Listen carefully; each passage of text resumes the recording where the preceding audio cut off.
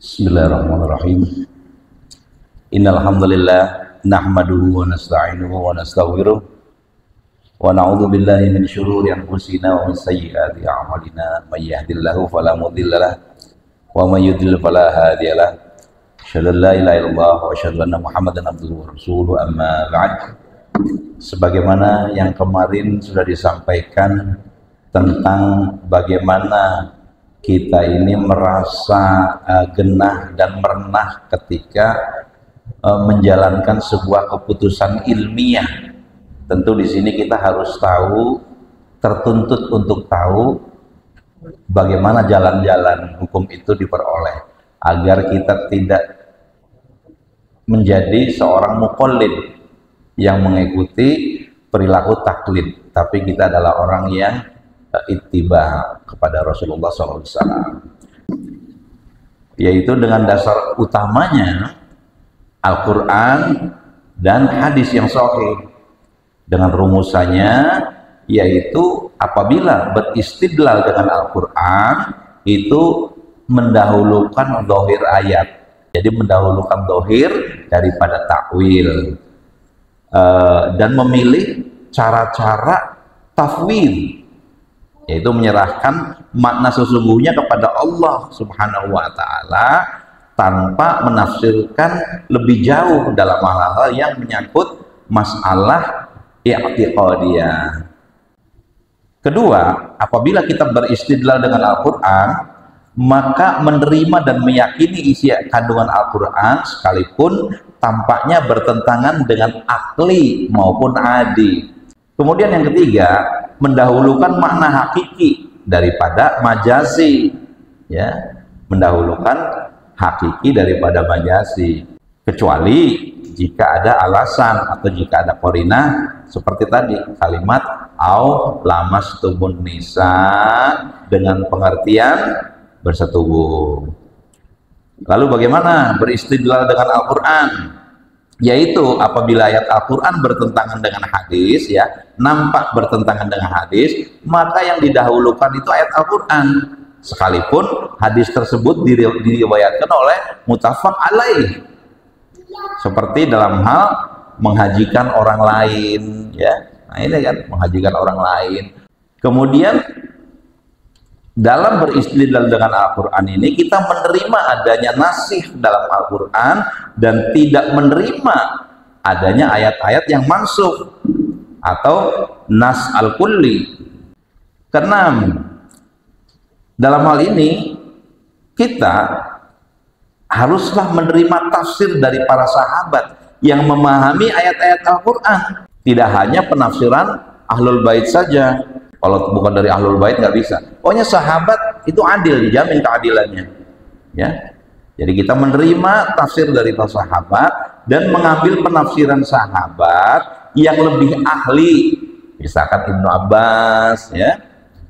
Kemudian mengutamakan tafsir bil ma'fur daripada bil ra'yi.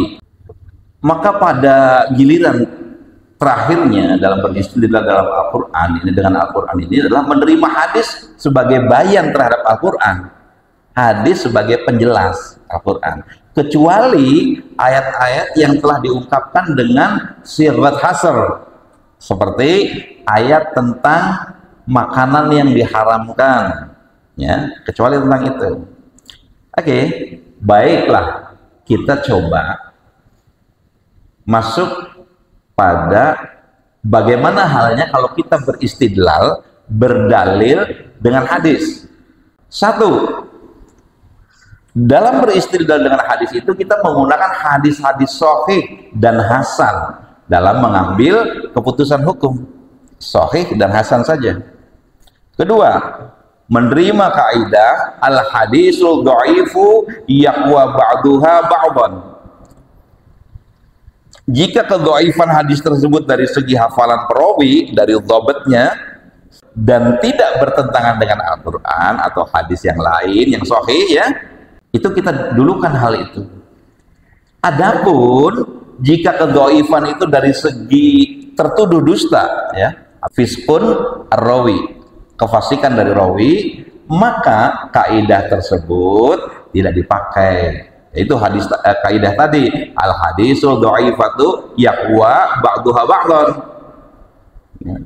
Kalau urusannya tentang kefasikan atau kelemahan yang kuat dari perawi, maka kaidah itu mah dipakai. Jadi ketat kita ini. Lalu ketiga, tidak menerima kaidah al haditsu ya'malu fi fadhail al amal. Ya, fadhail amal ya. Karena yang menunjukkan fadhail amal dalam hadis sahih pun cukup banyak. Jadi kalau mau yang menggunakan fadhailul amal, udah pakai hadis sahih aja. Kenapa harus pakai hadis dhaif gitu loh? Yang sahih juga sudah banyak. Cukuplah kita merasa cukup dengan hadis yang sahih itu. Yang keempat, kita menerima hadis sebagai tasyri yang mandiri, sekalipun bukan merupakan bayan dari Al-Quran. Hadis itu bisa sebagai tasyri yang mandiri, syariat yang bersendiri. Kalau memang sahih, kenapa? Ya kan? Sekalipun hadis tasyri itu bukan merupakan bayan dari Al-Quran. Yang kelima, ada beberapa di kalangan saudara kita yang menolak hadis ahad. Nah, kalau kita menerima hadis ahad sebagai dasar hukum selama kualitas hadisnya itu sahih. Kemudian yang keenam, yaitu hadis mursal sahabi dan mauquf bihukmal marfu. Itu dipakai sebagai hujjah selama sanad hadis tersebut sahih. Ya, kalau sanadnya sahih, kita pakai untuk sebagai hujjah dan tidak bertentangan dengan hadis yang sahih. Tidak ada alasan kita untuk tidak mengamalkannya. 7. Hadis mursal tabi'i, ya, itu dijadikan hujjah apabila hadis tersebut disertai qarinah, ya, penjelasan tambahan, petunjuk yang menunjukkan ketersambungan sanad. Ada itisol, ada ketersambungan sanad. Kita tidak menolak segala sesuatu secara membabi buta atau tidak menerima juga secara membabi buta. Berdasarkan di sini argumentasi ilmiah yang kita yakini keselamatannya. Nah, yang kedelapan ini penting. Kita itu menerima kaidah al-jarhu muqaddamun 'alal ta'dil, mendahulukan jarh, celaan daripada pujian. Ya, taruh yang pujinya banyak, tapi kalau yang menjarahnya, yang mencelanya hadis itu satu orang dan celaannya itu berargumentasi, berhujah, maka jarhu itu didahulukan dalam menilai kualitas hadis. Celaan itu didahulukan daripada pujian. Bagaimana kaidah al-jarhu muqaddamun 'ala ta'dil ini? Bekerjanya adalah jika yang menjarahnya menjelaskan alasannya, celaannya, jarahnya, mubayyan al-sabab, sebab dicelanya itu karena apa, maka jarah didahulukan daripada takdir. Yang kedua, jika yang menjarah tidak menjelaskan sebab jarahnya, maka takdil didahulukan daripada jarah. Yang mencela tidak menjelaskan ketercelaannya, ya kita tahu lah, ya, yang memuji kita terima. Ya, jadi nggak mencari-cari, nggak mempersulit, nggak mudah menerima, pertengahan kita ini, argumentatif.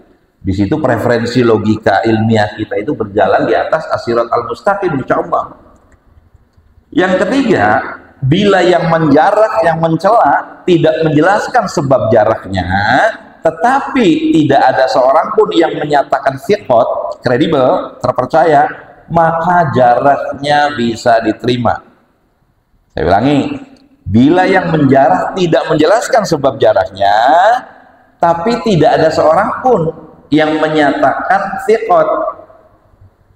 Kita mencela, tapi tidak ada yang menentang, tidak ada yang membenarkan. Ya sudah, berlaku. Jarahnya itu bisa diterima. Yang kesembilan, menerima kaidah tentang sahabat itu, al-sahabatu kulluhum udul. Ini penting. Bahwa semua sahabat yang meriwayatkan hadis udul, semuanya adil, nggak ada pendusta. Masa sahabat pendusta, ya, seperti itu. Nanti akan berbeda dengan orang Syiah. Kalau orang Syiah tuh, kalau perawinya bukan dari kalangan sahabat, dari kalangan apa, Ahlul Bait, ditolak orang Syiah tuh. Apalagi kalau dari Abu Bakar, dari Umar, dari Utsman, wah boleh bisa. Dari Aisyah, wah, ya orang tuh hadis ditolak kabeh. Itu orang Syiah. Ya. Yang ke-10, tentang kita apabila beristidlal dengan hadis itu, riwayat orang yang suka melakukan tadlis itu diterima jika menerangkan bahwa yang diriwayatkan itu jelas sigat tahammulnya, menunjukkan itisol, seperti menggunakan kata haddatsani. Kita kalau di hadis itu suka ada haddatsani. Bapak-bapak yang berbahagia, adapun dalam menghadapi masalah-masalah yang tidak ditemukan nasnya dengan tegas atau dengan sharih di dalam Al-Quran dan hadis, maka ditempuh dengan cara ijtihad jama'i. Ditempuh dengan cara ijtihad jama'i. Dengan rumusannya seperti apa? 1. Tidak menerima ijma secara mutlak dalam urusan ibadah kecuali ijmanya sahabat. Harus level yang tertinggi. Yang kedua, kita tidak menerima qiyas dalam masalah ibadah mahdhah, sedangkan dalam masalah ibadah ghair mahdhah, ya, dalam ghair mahdhah qiyas diterima selama memenuhi persyaratan qiyas. Qiyas itu ada syarat-syaratnya. Ini metodologi yang kita pakai. Yang ketiga, dalam urusan ta'arud al-adilah ini, cara yang ditempuh adalah thariqatul jam'i, selama masih mungkin di jam'u. Kemudian kita masuk dalam thariqatul tarjih, menempuh jalan tarjih, yaitu dari berbagai sudut. Misalkan 1, mendahulukan al-musbit daripada nafi, sesuatu yang sudah ditetapkan insya Allah berdasarkan ilmu. Jadi kalau orang yang menafikan, meniadakan, wah ini nggak bisa amalan ini dilakukan, terus dasarnya apa? Ya nggak tahu, nggak bisa itu. Jadi mendahulukan sabit, ya. Yang kedua, mendahulukan hadis yang riwayat sahihain daripada di luar sahihain. Sahihain tuh Bukhari dan Muslim, itu didahulukan itu.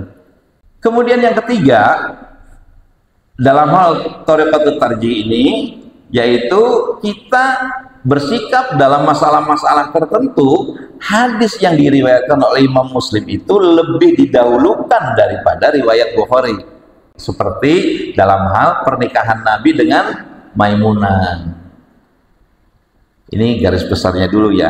Nanti lebih mengerucut, lebih mendalamnya nanti kita ungkap lagi.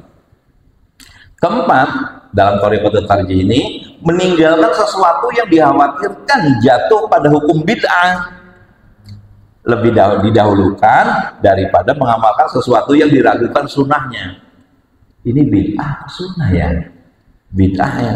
Wah, kita kalau sudah ada dilengkapi dengan keterangan dan analisis hukum, wah ini jangan-jangan bid'ah, tinggalkan dulu. Jangan bernafsu ingin meraih sunnah padahal masih belum jelas kedudukannya.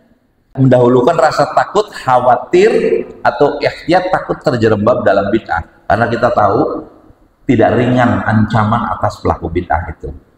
Sekarang thariqat nasah, yaitu jika diketahui mana yang lebih dulu, mana yang kemudian, itu menempuh jalan thariqatun nasah.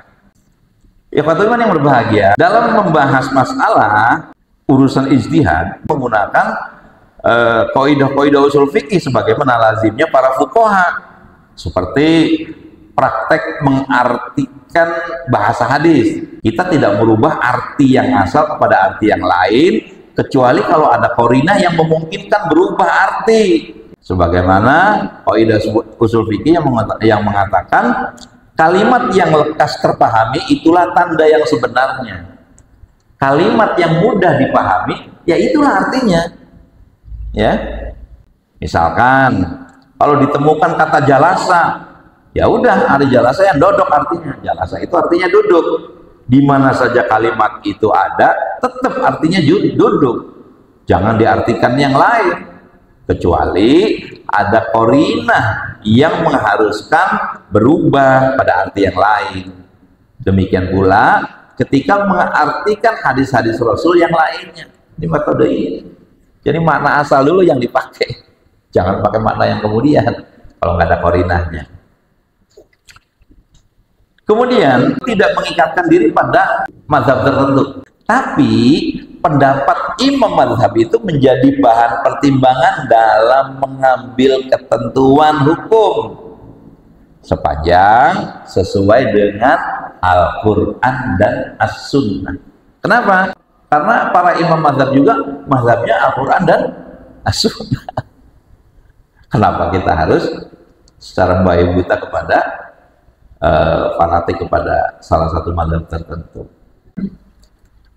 Yang penting kita catat, perlu menjadi sebuah kesadaran kita. Sekalipun sudah begitu, metodologinya sama, hasilnya belum tentu sama nantinya.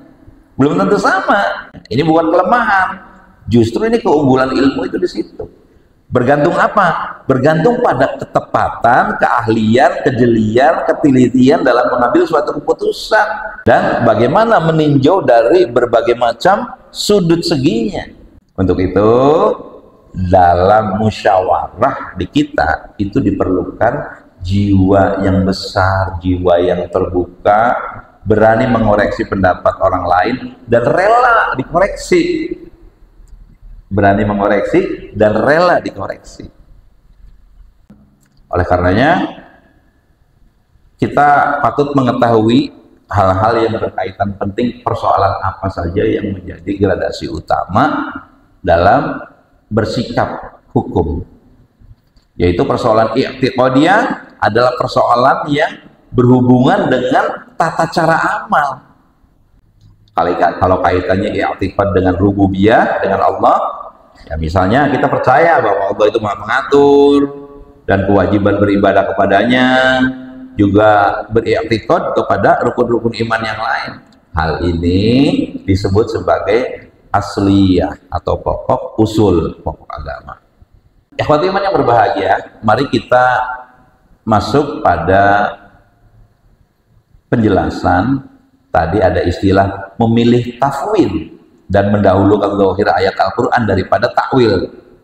Ya, tafwid didahulukan daripada takwil. Jadi mendahulukan zahir ayat Al-Quran daripada takwil, memilih cara-cara tafwid itu menyerahkan makna sesungguhnya kepada Allah tanpa menafsirkan lebih jauh, khususnya persoalan i'tiqadiyah ya. Misalkan tentang ayat al-istiwa, Ar-Rahmanu 'alal arsy istawa, yang maha pemurah dan bersemayam di atas arasy. Al-istiwa, arsy istawa. Zahir ayat itu menunjukkan bahwa Allah itu bersemayam di atas arasy. Nah, kita tidaklah mentakwil ayat ini secara mendalam seperti menafsirkan istiwa itu artinya menguasai, mengendalikan, juga tidak menyerupakan istiwa dengan makhluk. Maka sikap kita menetapkan lafaz yang datang tanpa menyamakan atau tasbih ya, tasbih bukan sin kecil tapi tasyabuh, tasbih. Kalau terhadap ayat begitu tidak menyamakan ya atau tasbih, juga tidak menanyakan bagaimana takayuf tanpa mentakwil.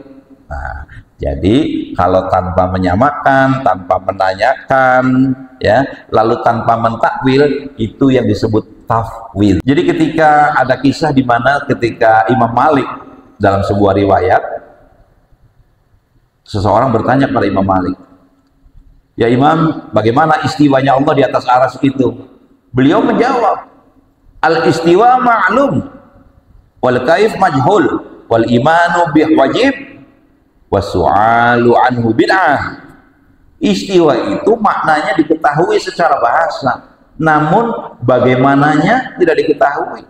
Beriman kepadanya wajib. Wasu'alu anhu bid'ah, dan bertanya tentang bagaimana istiwa itu, pertanyaan itu bid'ah. Jangan tanya-tanya, kira-kira begitu. Jadi inti prinsipnya tidak memaknai secara metaforis, secara takwil dalam masalah keyakinan, dalam masalah i'tiqadiyah, ya.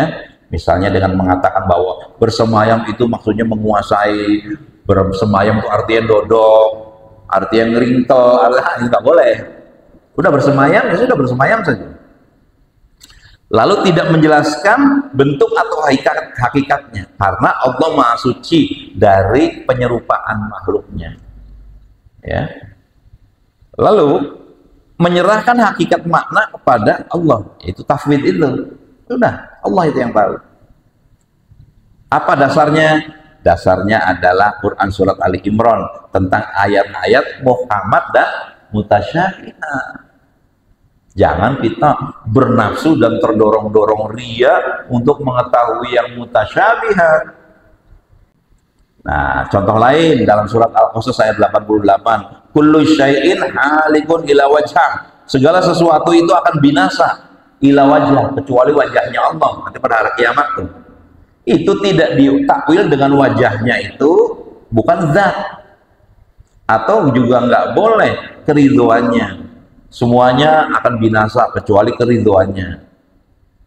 Tetapi dibaca sesuai teks yang zahirnya dan diserahkan hakikat maknanya kepada Allah tanpa menyerupakan dengan makhluknya. Jadi kesimpulannya, pendekatan zahir dan tafwid dalam i'tiqadiyah adalah cara menetapkan ayat seperti Allah bersemayam di atas arsy tanpa menyerupakan, tanpa mentakwil secara akal-akalan, dan menyerahkan makna hakikinya hanya kepada Allah semata. Pendekatan ini menjaga kesucian tauhid kita dari tasbih, dari penyerupaan maupun taktil, yaitu peniadaan makna. Maknanya ada, siapa yang tahu? Ya sudah, Allah seperti apa yang Allah katakan, itu saja. Ya, karena kita diminta total untuk menerima persoalan i'tiqadiyah. Kita menerima total isi Al-Quran sekalipun bertentangan dengan akal kita dan adat.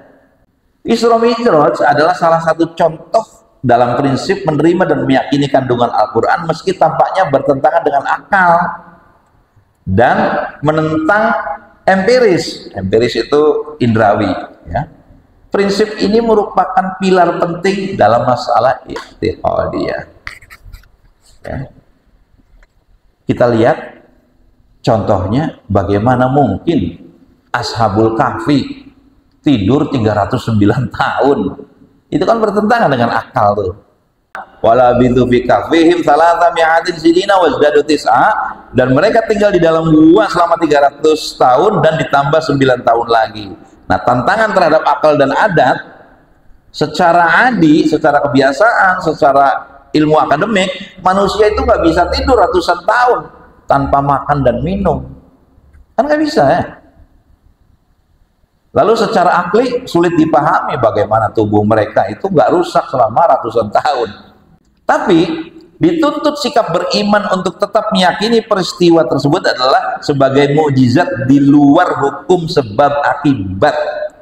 Terus Nabi Ibrahim ketika dilempar ke api, wahai api, jadilah kamu dingin dan keselamatan bagi Ibrahim. Secara logika dan ilmu fisika, api itu pasti membakarlah api itu, gitu, secara akal. Tapi ayat ini menunjukkan Allah mampu membatalkan hukum alam. Maka dalam konteks ini, ayat ini diterima sebagaimana zahir ayatnya seperti itu, karena Allah Maha Kuasa atas segala sesuatu. Mari kita lihat kasus di mana yang namanya Nabi Musa alaihissalam membelah laut, ya kan? Lalu kami wahyukan kepada Musa, pukullah laut itu dengan tongkatmu. Maka terbelahlah laut itu dari tiap-tiap belahan menjadi seperti gunung yang besar. Sekarang tantangan secara logika, itu tidak sesuai dengan fenomena alam biasa, tapi mukjizat yang di luar kebiasaan hukum alam. Contoh lain yaitu hidup di yaumul ba'ats. Surat Yasin 7879 kan? Katakanlah, yang akan menghidupkan adalah Allah yang menciptakan pertama kali. Maka tantangan secara logika pada ayat ini, tulang yang hancur itu kan nggak mungkin disusun lagi. Bagaimana menyusunnya? Udah hancur ya, remuk. Tapi iman membenarkan kekuasaan Allah atas penciptaan dan kebangkitan. Allah nyatakan, aku yang menghidupkannya. Sebagaimana aku yang dulunya nggak ada, aku ciptakan. Oh, dulunya nggak ada. Apalagi yang sudah ada jadiin. Yang tidak ada bisa aku adakan. Nah, itu argumentasinya dari Allah. Kemudian mi'rajnya Nabi ke langit dalam satu malam. Ini kan tantangannya, perjalanan super cepat keluar angkasa itu tidak mungkin menurut pengalaman manusia saat itu nggak mungkin. Saya tahu kalau sekarang ya atau ke depan. Tapi Allah menegaskan bahwa itu benar terjadi, bukan mimpi, bukan. Itu benar-benar terjadi. Makanya prinsip dasarnya itu tidak ada kontradiksi hakiki antara wahyu dan akal sehat nih sebetulnya. Akal kita tuh sehat apa enggak? Kalau sehat itu antara wahyu dengan akal itu enggak bertentangan. Namun jika terlihat bertentangan, maka akal kita harus tunduk kepada wahyu dalam urusan gaib dan i'tiqadiyah. Ya. Ikhwati iman yang berbahagia, begitulah kasus-kasus untuk mencari keimanan yang lurus, meyakini tanpa takwil batil, tanpa tasbih, tanpa mendahulukan akal dalam persoalan gaib, tidak tertarik oleh para ahli filsafat. Ahli filsafat tuh ngomongnya pinter, menarik. Nanti ini dibantah semua ini nih. Ahli filsafat, ahli dongeng, gitu ya. Tukang dongeng tuh. Kalau kita nggak dongeng, inilah sikap mayoritas ahlu sunnah, menerima nas tanpa berfilsafat berlebihan. Jangan pakai filsafat didahulukan. Dalam fikih ibadah sholat, zakat, saum juga kita mendahulukan makna hakiki, ya, lughah zahir daripada makna majasi atau makna kiasan. Kecuali lagi-lagi kalau ada qarinah, ada indikasi kuat yang memalingkan, menggeser dari makna asal menjadi makna berikutnya. Misalkan tentang dalil wa aghzilu wujuhakum, Al-Maidah ayat 6 tuh. Hai orang yang beriman, apabila kamu hendak mengerjakan sholat, maka wa aghzilu wujuhakum, basuhlah wajahmu. Makna wajah atau wujuh ya dipahami secara hakiki, yaitu bagian muka manusia dari tempat tumbuhnya rambut hingga dagu, dan dari telinga hingga telinga, dari sini ke sini, dari ini tumbuh rambut atas sampai ke dagu. Ini wajah itu. Jangan ditakwil dengan sucikanlah hatimu atau bersikaplah tenang. Di situ suruh ceritanya basuhlah mukamu. Sekarang masuk dalam persoalan zakat misalkan, wa atu haqqahu yauma hasadih, Al-An'am ayat 141. Dan berikanlah haknya zakat pada hari memetik hasilnya. Haqqahu dipahami itu sebagai zakat secara literal, yaitu hak orang miskin. Zakatnya tuh yang harus diberikan dari hasil panen. Jangan ditakwil sebagai syukur dalam hati atau mendoakan kebaikan. Durung apa-apa menafsirkan dengan arti lain gitu kan ya. Karena konteks ayat ini berbicara tentang hasil bumi, maka maknanya adalah zakat pertanian, zakat tumbuhan. Jangan di mana yang lain. Jangan di mana yang lain. Kemudian kita lihat ke Al-Baqarah ayat 185 tentang saum. Faman syahida minkumus syahra falyasum. Barang siapa di antara kamu menyaksikan bulan itu, maka hendaklah ia berpuasa. Kata saum itu maknanya menahan diri dari makan, minum, dan hubungan suami istri secara hakiki. Makan, minum, hubungan suami istri yang hakiki, yang asli ya begitu. Tidak dipahami secara majasi sebagai menahan amarah, ya. Meskipun itu termasuk hikmahnya. Kalau menahan amarah itu hikmah itu mah. Karena konteks ayat yang menyangkut hukum fikih ibadah, maka harus dimaknai zahir hukumnya dulu, bukan makna kiasan ruhaniyahnya dulu. Satu lagi, wudu ya. Wudu aulamastumun nisa, atau kalian menyentuh perempuan. Sebagian ulama terutama Syafi'iyah mengambil makna hakiki, menyentuh secara fisik. Jadi tempelan gitu. Menyentuh secara fisik kulit antara laki-laki dan perempuan yang bukan mahram itu membatalkan wudhu. Atau sebagian yang lain seperti Hanafiyah memaknai lamastum itu sebagai majasi jima, bersetubuh. Karena menyentuh biasa tidak membatalkan wudhu. Penafsiran ini dibangun atas ijtihad terhadap qarinah seperti praktek Nabi dan hadis lainnya. Ya Rasulullah itu kan ketika dalam keadaan berwudu menyentuh istrinya, ya sholat saja. Ya kan? Seperti itu. Barangkali sementara itu dulu, nanti kita sambung pada penjelasan berikutnya yang masih merupakan rangkaian kisah bagaimana kita mengambil sikap dalam struktur rangkaian keputusan hukum, jalan-jalannya seperti apa saja.